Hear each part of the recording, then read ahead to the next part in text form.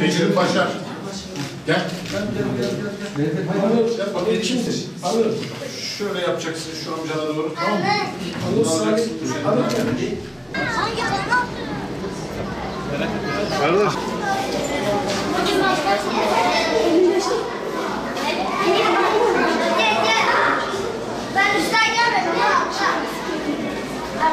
Malumunuz yarın üniversite sınavı var.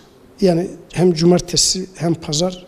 Bizim ilimizde takriben 8500 civarı öğrencimiz Bitlis merkez ilçe ve Tatvan ilçemizde aşağı yukarı bir 40 okulumuzda, 40-42 okulumuzda öğrencimiz sınava girecek.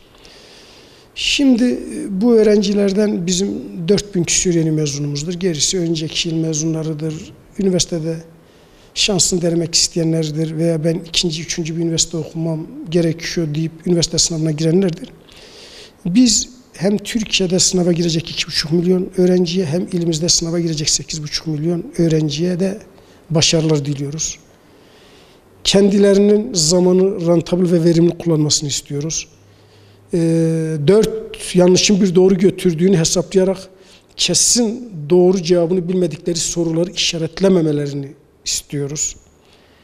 Ve biz her şeyden önce bu çocuklarımızın sağlıklı, sıhhatli, iyi birer insan olarak yetişmesini istiyoruz. Tabii ki doktor olacak, tabii ki mühendis olacak, tabii ki öğretmen olacak, tabii ki asker, polis olacak.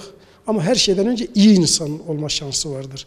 Bizim tüm çabamız onun üzerinedir. Çünkü bu Anadolu coğrafyası 1500 yıldan bu yana hep iyi insanı nasıl yetiştir onun üzerinde kafa yordu.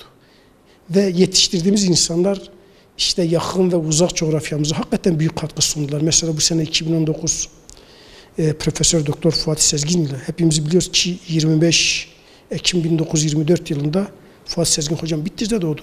Fuat Sezgin hocam 16 dilde eser yazan, 27 dil konuşabilen bir insan. Bu toprakların insanı. Ve bu topraklar çok mühim bir topraklar.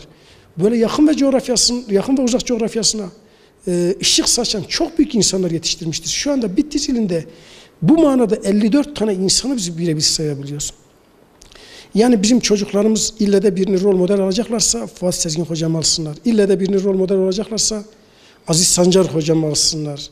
Yani bunlar bilimde Müslümanların ve bizim insanımızın, bizim milletimizin ne kadar bilme hizmet ettiğinde birer canı şahitleridirler. Biz geçen salı günü İl Sınav Koordinasyon Kurulu Sayın Rektörümüzün başkanlığında bir toplantı yaptı. O toplantıda bizim hangi okullarımızda sınav varsa biz o günden itibaren o okullarımıza bildirdik. Onlar bu okulların temizliğidir, aydınlatılmasıdır, tabelalarıdır, öğrencilerin oturacağı sıraların numaralandırmasıdır. Bu iş ve işlemlerin hepsi bu saat itibariyle bitmiştir. Yani yarın çocuklarımız o okulların kapısına gittiği zaman her şeyleri hazır olacak. Ama bizim öğrencilerden istirhamımız bir 10 dakika önce gitsin. Yani 9:50'de okulda olsunlar. Çok bir kayıpları olmayacak.